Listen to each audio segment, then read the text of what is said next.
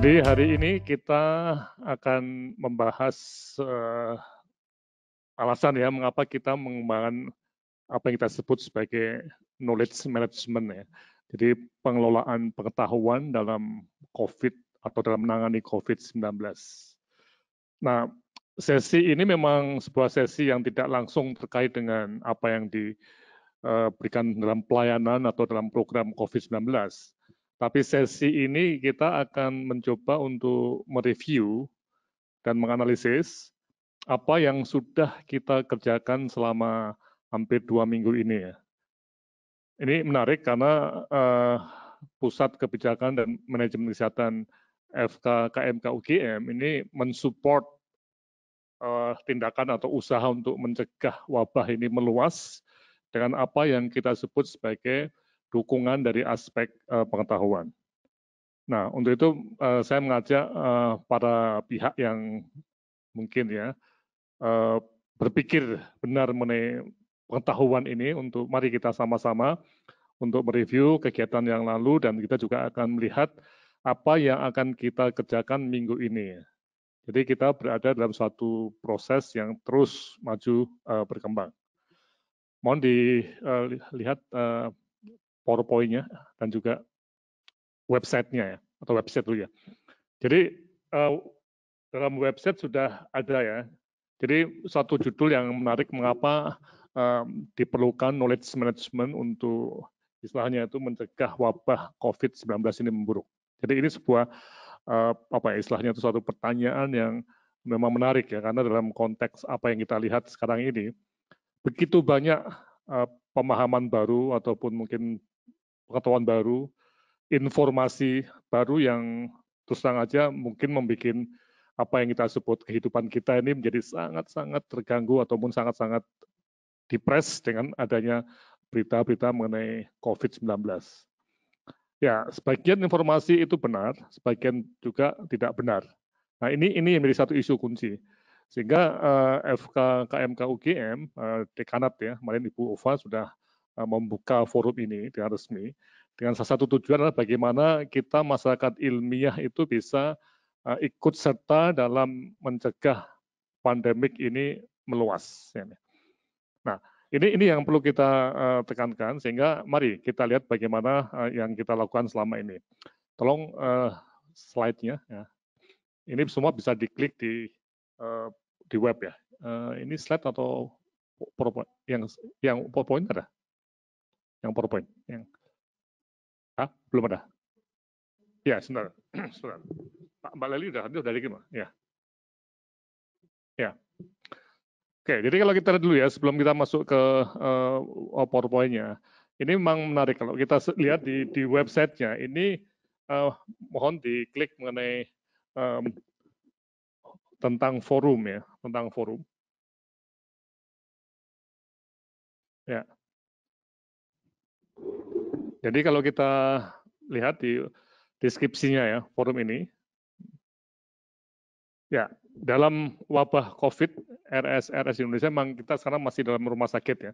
Itu menghadapi tantangan surge capacity berupa kemampuan untuk menyediakan pelayanan kesehatan dan medis selama peningkatan mendadak dalam jumlah pasien karena wabah atau korban bencana. Nah, jadi untuk meningkatkan persiapan untuk surge capacity ini, khususnya di SDM, diselenggarakan forum informal manajemen COVID di rumah sakit. Oke.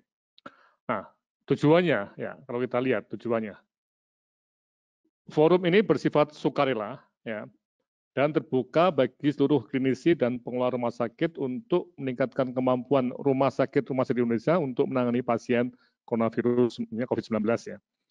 Kemudian mencegah kematian akibat COVID-19 di Indonesia dengan peningkatan penanganan klinis dan manajemen sistem pendukung rumah sakit. Mereka meningkatkan kemampuan lonjakan rumah sakit menghadapi COVID-19 ini.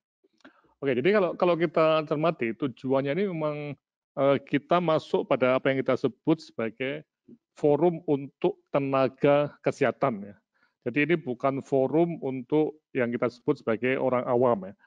Nah, itu forum untuk orang awam sudah banyak sekali, dan kami melihat bahwa kita belum mempunyai banyak forum untuk tenaga kesehatan. Nah, metode kegiatan forum, nah ini kita memang ya klik metode kegiatan forum. Dalam konteks wabah ini tentunya kita banyak berbasis pada telematika atau online ya. Jadi kita menggunakan webinar, tapi webinar yang didukung oleh website yang kita siapkan. Nanti kita akan masuk ke websitenya.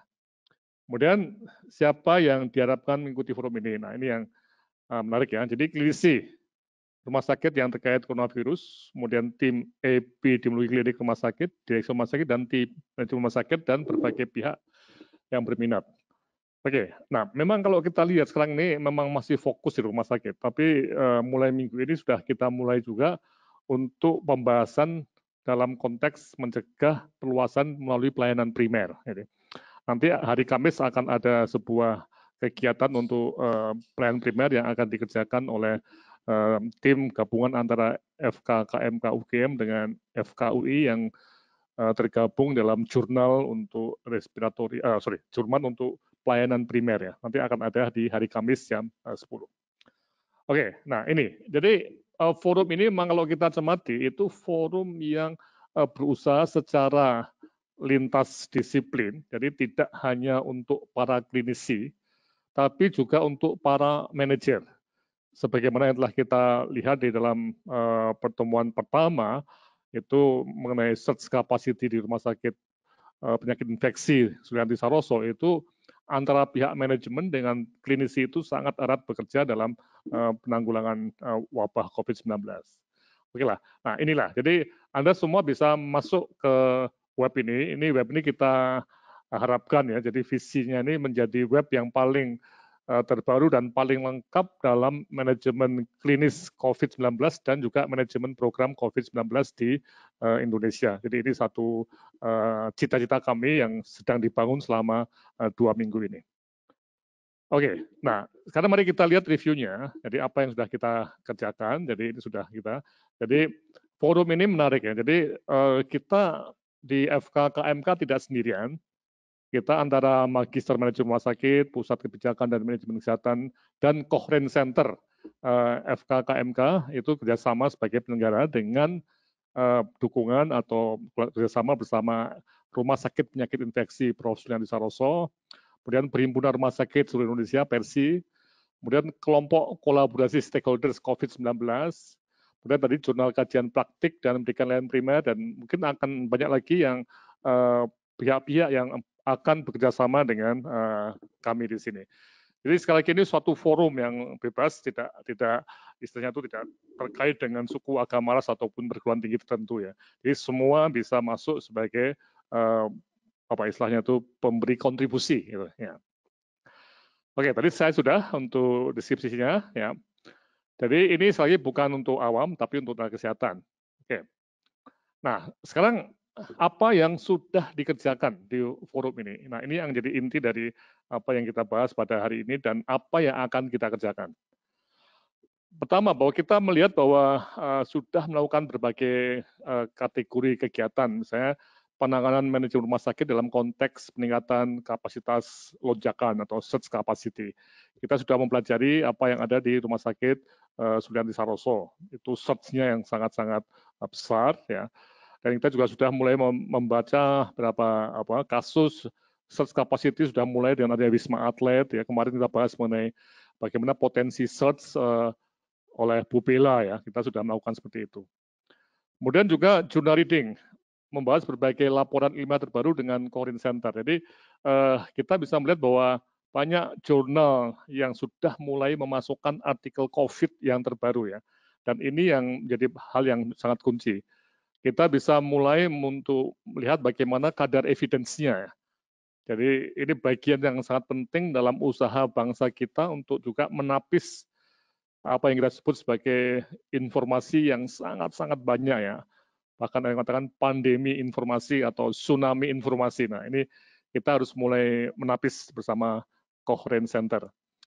Kemudian juga sudah mulai banyak webinar mengenai penanganan manajemen mendukung pelayanan klinis masuk di laboratorium. Nah ini kita bisa lihat secara detail di referensi-referensi dan juga di reportase. Jadi semua kegiatan yang ada itu telah di reportase dan Anda bisa klik, nanti kita akan lihat ya reportasenya. Atau sekarang aja, mungkin bisa masuk ke reportase, ya. Kita lihat seperti contoh-contoh reportase ya. Ini. Kita lihat, jadi webinar yang kita kerjakan itu memang sifatnya memang sangat-sangat menarik karena betul-betul menjadi satu isu yang tidak hanya mungkin sekali tayang ya. Jadi bisa dilihat kembali oleh teman-teman yang mungkin pada hari-harinya atau jamnya itu tidak bisa mengikutinya. Ya. Oke, misalnya kita melihat pada ya nih. Jadi mengapa ada webinar COVID-27 Maret ya. Jadi ini mengenai kloroquine dan hidrokloroquine ya. Nah ini ada materinya, PowerPoint-nya, ya. Dan juga nanti akan ada videonya juga, tapi videonya itu juga masih dalam proses editing, masih butuh waktu ya. Tapi Bapak Ibu semua bisa melihat apa yang kita sebut sebagai PowerPoint-nya. Jadi sekali lagi bahwa ini webinar tidak hanya sekali tayang ya, tapi dapat dilihat berkali-kali. Oh sudah ada videonya itu, ya. Yang ini streaming yang itu untuk RSPI ya, tapi yang di bawahnya itu adalah bagaimana untuk efikasi dan safety of chloroquine. Ini.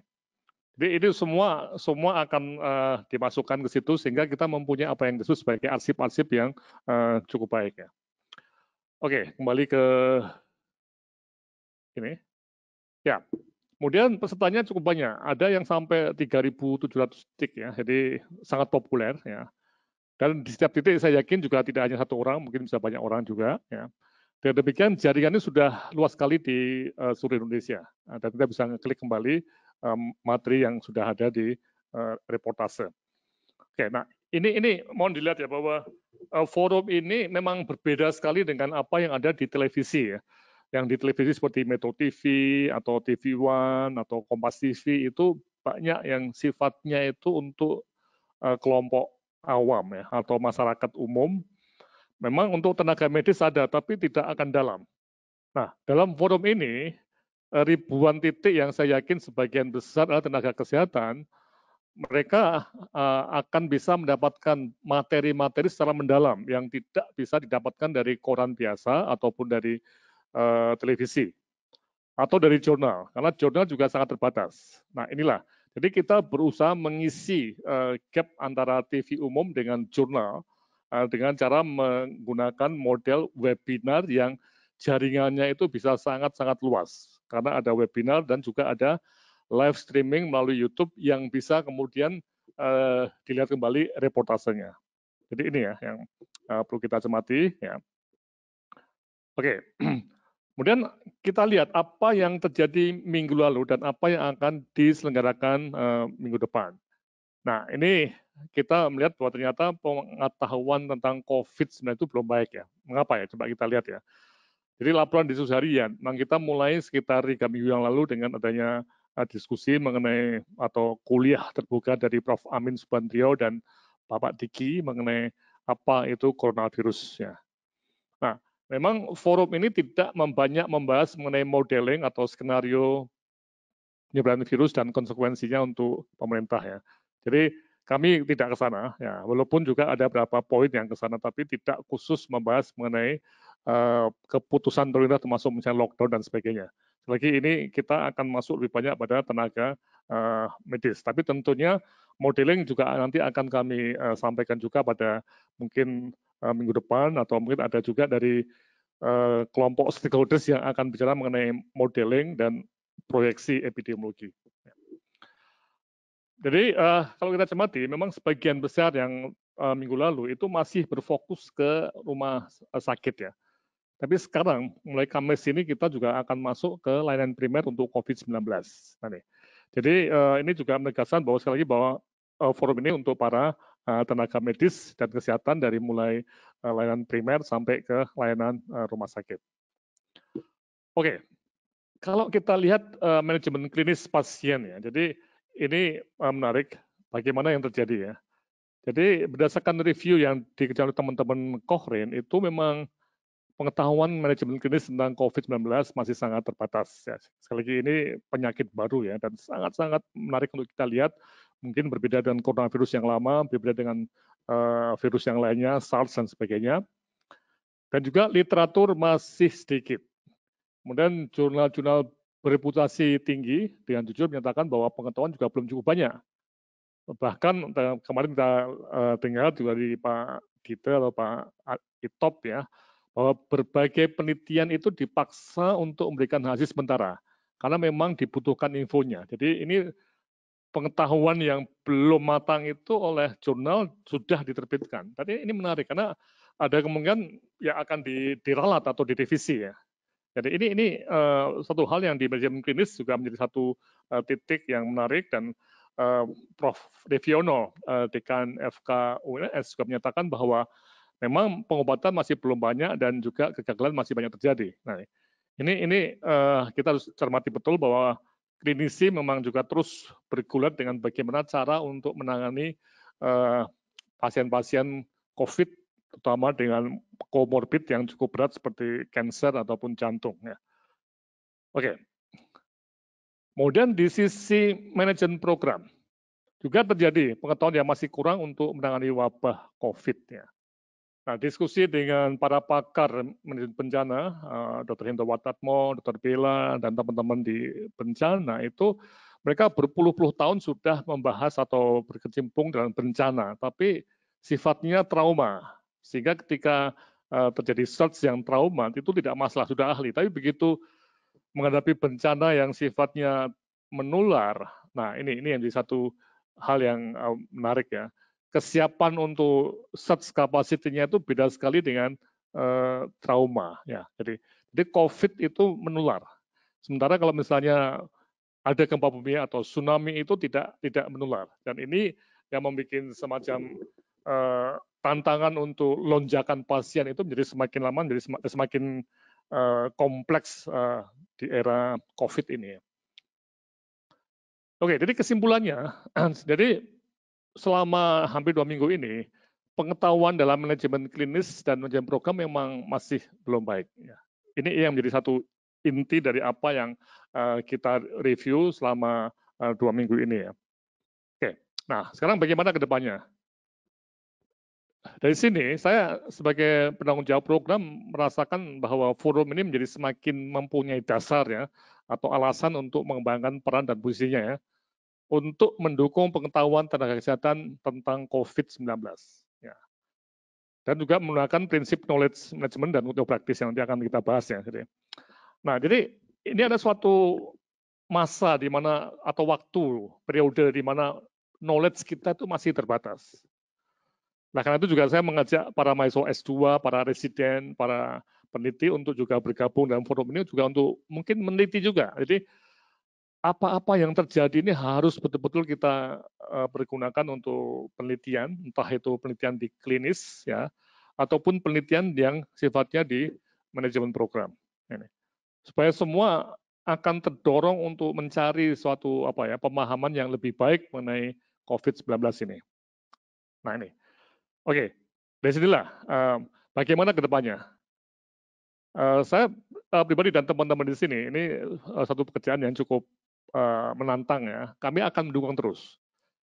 Sebagai gambaran ini mungkin kamera bisa ditayangkan ya, bisa dalam satu webinar seperti ini tidak mudah nih. Kami juga bisa lihat walaupun distance polisinya ya, kita tetap masuk ya. Ya mungkin bisa dilihat ini ada peralatan-peralatan, ada asisten, ada kameramen, ada yang mengurusi, coba di sana Mbak, yang mengurusi webinar dan live streaming. Ini memang kita kelola dengan semangat untuk mendukung ya perorangan yang bergerak di bidang COVID ini ya, atau pelayanan COVID. Kemudian staf rumah sakit secara kelembagaan dan juga staf dinas kesehatan dan pihak terkait serta komandan yang nantinya akan bisa mengembangkan secara kelembagaan atau wilayah bagaimana untuk pencegahan wabah ini meluas. Nah, ilmu yang ada ini disebarkan dan bagian ke semua pihak untuk diterapkan agar wabah ini dapat segera berakhir, itu harapannya ya. Oke. Nah, jadwal kegiatan minggu ini bisa dilihat, Mbak, jadwal kegiatan minggu ini yang nanti kita akan cermati. Jadi minggu ini sudah cukup penuh nih, artinya kalau kita lihat kita mempunyai slot dari pagi, siang, pagi dua sesi, siang 2 sesi, setiap hari sampai hari Jumat. Ya, ini semua ada jadwalnya, bisa dilihat di sini ya. Ada yang menggunakan Zoom, ada yang menggunakan webinar. Coba bentar, naik atas dulu ya. Ya, Selasa kita ada workshop mengenai hospital disaster plan ya. Jadi di samping seminar, sekarang di depan kita juga menggunakan apa yang kita sebut sebagai pendekatan workshop. Nah, ini untuk tenaga-tenaga kesehatan yang berada di rumah sakit supaya mengaktifkan rencana hospital disasternya ya. Jadi ada rencana untuk bagaimana rumah sakit bertindak pada saat ada bencana atau wabah ini. Nah, ini kita merefresh ya untuk membuat dalam versi untuk menghadapi COVID ini.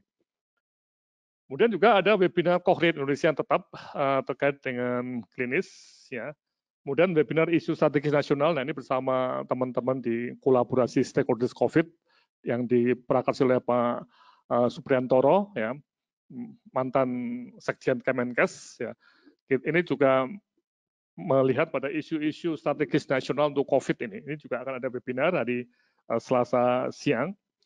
Kemudian Selasa sore itu kita mulai untuk satu seri webinar mengenai search capacity di level rumah sakit dan daerah. Dan ini yang kita harapkan bisa menarik para kepala dinas atau staf dan kesehatan, kemudian satgas COVID ya yang ada untuk membangun sistem yang kita sebut sebagai ICS, Incident Command System, yang mungkin bisa kita aktifkan untuk sebuah daerah. Nah, ini tiap hari itu sore ya, jadi nanti kita bisa melihat. Rabu juga sama, ada workshop pagi, kemudian ada webinar Cochlear tentang herd immunity, kemudian workshop Persi juga sering bersama kami.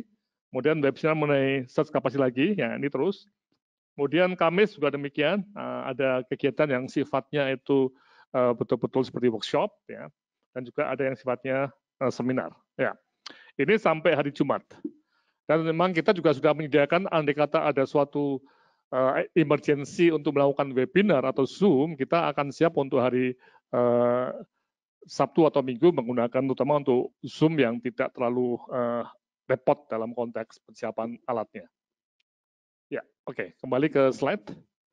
Jadi itu jadwal kegiatan minggu ini ya. Jadi kalau kita cermati, jadwal ini sudah mulai menerapkan knowledge management yang memudahkan perorangan tim dan seluruh lembaga untuk secara bersama dan sistematis itu menciptakan pengetahuan. Jadi dalam webinar itu pengetahuan-pengetahuan baru itu kita ciptakan, kita ya bahas ya, kita mungkin teliti ya. Kemudian kita manfaatkan, kita share bersama dan juga kita terapkan pengetahuan tadi untuk mencapai tujuannya. Nah, untuk itu dibantu oleh apa yang dikenal dalam konteks metode masyarakat praktisi atau community of practice, di mana kalau kita lihat ada sebuah, ya nih, nanti kita akan cermati seperti tadi saya katakan ya, sekelompok staf rumah sakit yang terlibat dalam bencana itu akan membentuk COP ya, yang terkait dengan bagaimana menghadapi bencana ini di rumah sakit. Jadi akan mengikuti workshop mengenai hospital disaster plan. Ya. Kemudian para klinisi yang ada di rumah sakit, khususnya di rumah sakit rujukan, itu juga kita harapkan membentuk suatu kelompok klinisi yang siap-siap untuk menghadapi misalnya kalau ada lonjakan pasien COVID di rumah sakit masing-masing. Ini juga membentuk semacam community of practice.